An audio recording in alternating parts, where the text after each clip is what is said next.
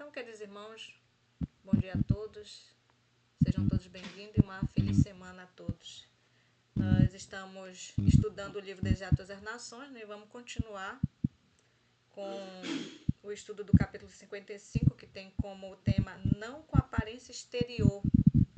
E hoje está conosco o irmão José Wilson Borges, da Assembra. Lembrando que o irmão José ele tem um estudo muito maravilhoso no nosso canal, que é sobre o santuário. Dei uma revisada lá no estudo, um dia desse eu estava revisando, né? E foi muito bom. E que Deus abençoe aqui a participação do irmão. Obrigada, irmão, seja bem-vindo. Muito bom dia a todos. Hoje nós vamos falar do capítulo 55. O capítulo 55 tem o tema Não com Aparência Exterior, né? No capítulo 3 de Mateus, no versículo 2, diz assim: Arrependei-vos, porque o reino do céu tem se aproximado. Isso na versão diz: Arrependei-vos, porque o reino do céu tem se aproximado. No tempo de Jesus, os líderes judaicos, eles sabiam dessa profecia. Eles sabiam que o reino de Jesus, o reino de Deus viria a eles. Porém, para entendermos essa questão, nós temos que entender o contexto que existia naquela época. Israel estava cativo de Roma, né?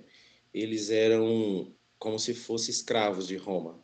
Então, o reino romano havia subjugado os judeus e eles haviam perdido a Jesus de vista. Então, o que os judeus esperavam naquela época? Eles esperavam que o reino de Deus de fato viesse a eles, mas com uma aparência exterior, não como uma aparência interna espiritual. Então, os judeus esperavam que viesse alguém que pudesse libertá-los do poder romano. Esse era o objetivo dos judeus. Quando Jesus se apresenta como aquele que pode libertar o seu povo, então os líderes judaicos, os fariseus, eles olhavam para Jesus e diziam: esse homem não tem estrutura, ele não tem dinheiro, ele não tem armas, ele não tem um exército. Como ele vai nos libertar do jugo romano? Então eles diziam, e Jesus respondeu a eles, né? O reino de Deus não vem com aparência exterior, nem dirão ei-lo aqui ou ei-lo ali, porque o reino de Deus está dentro de vós. Então essa foi a resposta de Jesus. O reino de Deus começa no coração. Não busqueis aqui e ali manifestações de poder terrestre para assinalar-lhe a sua vinda. Nós estudamos recentemente numa escola sabatina que a divindade havia se escondido dentro da humanidade. Por que que Deus escondeu a divindade dentro da humanidade? Para proteger a própria humanidade. Porque se Jesus viesse em sua divindade, a própria humanidade haveria sido destruída, porque a glória de Deus haveria de consumir pecadores. Então, Deus, em sua grande misericórdia, escondeu a divindade dentro da humanidade. E a aparência de Jesus, segundo o profeta Isaías, não era uma aparência que chamava a atenção das pessoas com uma beleza exterior ou com uma manifestação de poder. Jesus era um simples carpinteiro, morava em uma aldeia pobre, não tinha situação financeira boa, era um trabalhador braçal, com uma ideia diferente daquelas que eles estavam acostumados, porque eles estavam acostumados com aquele luxo, com aquela manifestação de glória terrena, e era isso que os líderes judaicos e grande parte do povo, inclusive os próprios discípulos de Jesus, esperavam. Eles esperavam que viesse um grande homem, um conquistador, que congregasse um exército de homens com aquela ferocidade e pudesse ir contra o exército romano e subjugá-los também. Então, esse era o objetivo deles. Mas Jesus, ele escondeu a sua divindade, o seu poder. De fato, Jesus tinha esse poder. Se Jesus estalasse os dedos, todo o exército romano seria destruído, né? mas eles não compreendiam qual era a verdadeira missão de Jesus. Jesus disse: olha, o Filho do Homem veio salvar e buscar o que se havia perdido. A obra de Jesus era, de fato, libertar o pecador do pecado. Existe um comentário inspirado que diz que se o povo judeu tivesse aceitado Jesus como seu salvador pessoal, aceitado a sua missão como aquele que pagaria pelos seus pecados, hoje Jerusalém seria a capital do planeta, né? Hoje nós não teríamos uma grande potência como é os Estados Unidos, nós teríamos uma potência diferente, seria Jerusalém. Então, o objetivo de Jesus era libertar o pecador do pecado. Então, nem os discípulos de Jesus, eles compreendiam plenamente o que era a mensagem de Jesus. Tanto é que nós entendemos isso quando nós refletimos no que o irmão Nilson falou há pouco, que eles disputavam por cargos, posições elevadas no reino de Jesus. Então, eles acreditavam que o reino de Jesus era um reino terreno, era um reino que se ia estabelecer aqui, naquele momento, não no momento futuro. Porque, de fato, o reino de Jesus ele vai se estabelecer aqui neste planeta. Mas eles acreditavam que era naquele momento que Jesus ia ser o dominador, um ia assumir o cargo de primeiro-ministro, o outro poderia ser o chefe do exército, talvez, o outro pudesse ser o ministro das relações exteriores. Enfim, eles almejavam posições, mas eles não compreendiam o que Jesus havia dito, que lá em Lucas 19:10, que Jesus veio salvar e o homem do pecado, buscar o homem da situação de pecado. Os discípulos eles só compreenderam a missão de Jesus após a sua morte. Nem na sua morte eles haviam compreendido plenamente, mas após a sua morte eles compreenderam plenamente que a missão de Jesus veio, que Jesus havia vindo para salvar o pecador. Então foi no livro Desejar Todas as Nações, diz assim que não foi senão depois da ascensão de Cristo para o seu Pai e do derramamento do Espírito Santo sobre os crentes que os discípulos apreciaram plenamente o caráter e a missão do Salvador. Eles percebiam que o Verbo se fez carne e habitou entre nós e vimos a sua glória, como a glória do unigênito do Pai, cheio de graça e de verdade. Então, eles acreditavam que a glória de Jesus seria terrena, seria manifestada por roupas luxuosas, por um exército bem armado, por alguém de grande imponência. Mas a glória de Jesus é o seu caráter. A glória de Jesus, inclusive, a glória de Jesus que há de encher a terra nesses últimos dias é o seu caráter, é a sua bondade. Se os judeus houvessem aceitado o caráter de Jesus no lugar daquele caráter mau que eles tinham, então a glória de Jesus havia de encher aquela cidade, né? Então, quando Jesus foi ao templo, aquele templo encheu-se de glória. Eu me lembro de um texto que diz que quando Jesus disse a Moisés: "E me farão um santuário e habitarei no meio de vós". Mas também a palavra de Deus diz que Deus não habita em santuários feitos por mãos humanas. Então, que esse texto, na verdade, ele estava falando sobre a presença visível de Jesus na terra. Jesus não estava se referindo ao santuário feito de pedra em Jerusalém, e ouro e madeira. Jesus estava se referindo ao seu corpo. Então, e me farão um santuário, ou seja, o Pai lhe fez um santuário. O nosso corpo, ele é um templo, né? Hoje, nosso corpo é o templo do Espírito Santo, ele deve ser o templo do Espírito Santo. E Jesus, ele recebeu um templo para morar entre os homens. E ele passou uma grande parte de sua vida aqui conosco, mais ou menos uns 30 e poucos anos. Jesus habitou com o ser humano, né? Então, cumpre-se o que diz em João 1,14. E o Verbo se fez carne e habitou entre nós, e vimos a sua glória. Qual era a glória de Jesus? O seu caráter. Então, o caráter de Jesus era a glória que havia de encher a terra, mas os judeus acreditavam que essa glória seria uma glória manifestada por uma guerra, talvez, um conflito armado com os romanos, e ali se estabelecesse novamente aquela glória terrena que eles viram no passado, através de Salomão, através de Davi. Aqui diz no livro Desejado, diz assim: repetiam frequentemente suas conversas e diziam: por que permitimos que considerações terrestres e a oposição dos sacerdotes e rabis nos confundissem os sentidos de modo a não compreendermos que alguém maior que Moisés se achava entre nós? Essa foi a consideração dos discípulos após perceberem que eles haviam errado em não compreender a verdadeira natureza da obra de Jesus, que nos estava instruindo alguém mais sábio que Salomão. Quão pesados os nossos ouvidos, quão pobre o nosso entendimento. Então, esse texto se cumpriu após a ascensão de Jesus, quando eles compreenderam que eles haviam, de fato, ignorado a verdadeira missão de Jesus. Andaram por muitos anos com Jesus, mas eles não estavam compreendendo.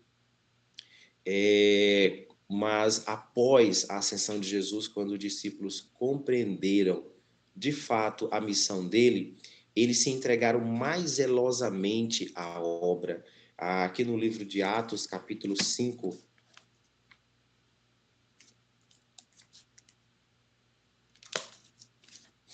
Atos capítulo 5, versículo 41, diz o seguinte: e eles partiram da presença do conselho, regozijando-se de terem sido considerados dignos de sofrer vergonha pelo seu nome.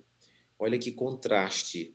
Antes, quando Jesus estava vivo entre eles, quando Jesus estava presente fisicamente aqui na terra, os discípulos, eles muitas das vezes se acovardaram quando Jesus foi confrontado com as autoridades. Alguns fugiram, Pedro negou por 3 vezes, porque na mente dos discípulos, o reino de Jesus seria físico-temporal naquele momento.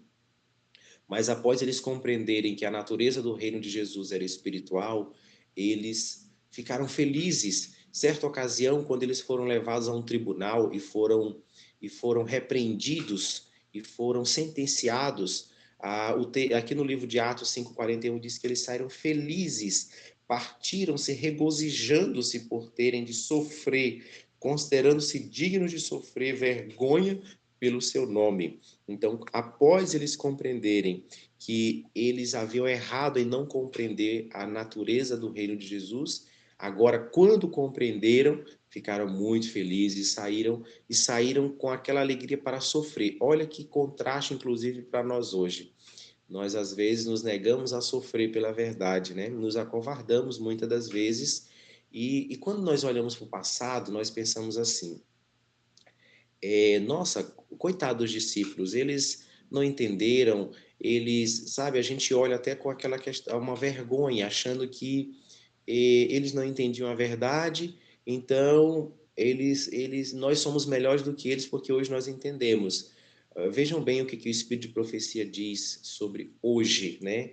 Então diz assim: tão verdadeiro é agora como nos dias dos apóstolos, que sem a iluminação do Espírito Divino, a humanidade não pode discernir a glória de Cristo. A verdade e a obra de Deus não são apreciadas por cristãos amantes do mundo e transigentes, não por caminhos fáceis, de honras terrenas ou de conformidade com o mundo.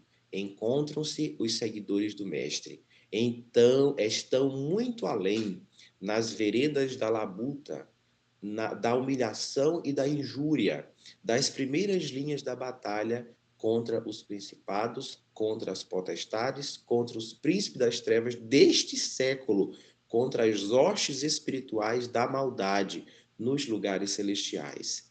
E agora, como nos dias de Cristo, são incompreendidos, vituperados e oprimidos pelos sacerdotes e fariseus de seu tempo. Então, o mesmo erro que os discípulos cometeram no passado, nós também cometemos hoje. E olha que nós somos mais responsáveis, porque nós temos o exemplo dos discípulos registrados na palavra de Deus. Então, nós não damos o devido valor e nós pensamos exatamente muito parecido como pensavam os rabinos e os próprios discípulos na época de Jesus. Nós esperamos hoje um reino terreno. Aqui diz assim: mas hoje no mundo religioso existem multidões que, segundo creem, trabalham pelo estabelecimento do reino de Cristo como um domínio terrestre e temporal. Desejam tornar seu Senhor o governador dos reinos deste mundo. Eles querem que Deus seja o governador dos palácios, dos tribunais, dos acampamentos, de suas câmaras legislativas, dos centros de negócios. Esperam que ele governe por meio de decretos, reforços por autoridades humanas. Uma vez que Cristo não se encontra aqui pessoalmente, eles próprios empreenderão agir em seu lugar para executar as leis de seu reino. O estabelecimento de tal reino era o que desejavam os judeus no tempo de Cristo. Teriam recebido Jesus se ele tivesse vindo disposto a estabelecer um domínio temporal, impor o que consideravam como sendo leis de Deus e fazê-los expositores de sua vontade e os instrumentos de sua autoridade. Mas ele disse: o meu reino não é deste mundo. Vejam bem, os próprios discípulos, os líderes judaicos, eles aceitavam Jesus, se Jesus houvesse manifestado o seu poder. Se Jesus houvesse manifestado o seu poder de destruir exércitos, de empreender guerras, os líderes judaicos teriam aceitado ele, porque o objetivo deles não era amar a Jesus. O objetivo deles naquele momento não era ser liberto do pecado, porque eles não reconheciam a malignidade do pecado e eles não entendiam que eles eram pecadores, mas eles acreditavam que eles eram pessoas santas, melhores, eles tinham autossuficiência. Nós entendemos que é a mesma situação de hoje. Nós vivemos no tempo de Laodiceia, o tempo onde as pessoas, onde nós, né, nós podemos dizer o povo, nós somos autossuficientes, nós queremos o estabelecimento de um reino terrestre, nós gostamos dos prédios deste planeta, nós gostamos dos shoppings, nós gostamos das feiras, nós gostamos da estrutura física deste planeta. Para nós, seres humanos, essa estrutura física está boa, né? Então, nós queremos que Jesus venha e dê continuidade ao reino que nós, seres humanos, construímos até agora. Mas Jesus promete que o seu reino não é agora, deste planeta. Esses prédios bonitos, espelhados, as câmaras legislativas, os palácios presidenciais, os palácios reais, Jesus não tem isso como sua glória. A glória de Jesus é muito além do que nós imaginamos. Então, nossa mente, ela se amesquinha igual no tempo dos discípulos a essa situação. Ou seja, nós acreditamos que o reino de Jesus é agora. Mas Jesus diz assim, então a história apenas se repete. Então Jesus diz assim, olha, se vocês me aceitam como salvador pessoal, se vocês me aceitaram como advogado, então eu vou estabelecer um reino atemporal, né? O reino temporal ele tem limite, o reino atemporal, o reino eterno. Então, nós às vezes julgamos os discípulos, dizemos, nossa, mas por que que eles não compreenderam que Jesus estava falando do reino celestial, de palácios de ouro, de pedras, de muros de pedras preciosas, mas eles queriam lutar por Jerusalém, uma capital quebrada, destruída, é porque eles não compreendiam plenamente. Foi através do Espírito Santo que eles compreenderam a verdade. Foi somente quando eles se harmonizaram e entregaram todos os seus pecados e as suas indiferenças que o Espírito Santo trabalhou na mente deles e eles entenderam que o reino de Jesus era um reino superior e que o sofrer por Cristo era vantagem para eles. Quanto de nós hoje estamos dispostos a sofrer pela verdade? Né? E aí, quando nós meditamos nessa pergunta, nós imaginamos que nós estamos na mesma situação dos discípulos de Jesus antes da conversão. Quando Jesus estava sendo crucificado, a própria mãe de Jesus não compreendia a natureza do reino de Jesus. Os discípulos desanimaram quando Jesus disse assim: Deus meu, por que me abandonastes? Então, muitos presentes naquela cena disseram: se se Deus abandona, se ele não pode contar com Deus nesse momento, imagina nós, né? Então eles desanimaram, eles pensaram assim: o reino de Jesus fracassou. E os rabinos diziam assim: agora está na cruz, o seu reino fracassou. É porque, na verdade, ninguém entendia a natureza do reino de Jesus naquele momento. Então, fazendo um paralelo hoje conosco, nós também não compreendemos, nós também não estamos dispostos a dar a sofrer pela verdade. Às vezes, quando surge um erro na igreja, uma introdução de uma falsa doutrina ou uma modificação da doutrina, nós nos acovardamos, ficamos com medo, porque podemos perder amigos, porque a liderança da igreja pode nos repreender, porque as pessoas podem não gostar. Os discípulos fizeram a mesma coisa quando eles fugiram no momento lá que Jesus foi preso no jardim do Getsêmani. Eles se acovardaram também, porque eles não, muitas das vezes, os próprios discípulos repreendiam Jesus, porque Jesus estava falando demais e a liderança judaica não estava gostando das palavras de Jesus. Certa vez, os irmãos de Jesus, que eram, na verdade, filhos de José, eram irmãos de criação, eles foram, juntamente com Maria, sua mãe, buscar Jesus lá em uma casa que Jesus estava pregando. E alguém disse para Jesus lá no interior da casa: Senhor, a tua mãe e teus irmãos estão aí fora te chamando. Maria e Jesus, na verdade, foram buscar Jesus porque eles acreditavam que Jesus estava passando os limites, que Jesus estava provocando a ira dos sacerdotes. E Jesus disse assim: a minha família, minha mãe e meus irmãos são aqueles que fazem a vontade de meu Pai. Então, a lição dos discípulos, a lição dos fariseus é uma lição importante e nós devemos tomar como lição para nós hoje. Será que nós não estamos passando pela mesma situação dos discípulos, de nos acovardarmos diante do dever, diante da defesa da verdade? Então, essa é uma meditação que a gente deve pensar. Nós também estamos na mesma situação. Nós precisamos fazer como os discípulos fizeram, entregar nossos pecados e nos harmonizarmos antes da chuva serôdia. Eles fizeram isso antes da chuva temporã. Passaram 10 dias em Jerusalém, orando e buscando a verdade e buscando a verdadeira conversão e, por fim, receberam a chuva temporã. E nós estamos também nos dias da chuva serôdia. E essa lição fica para nós também. Amém.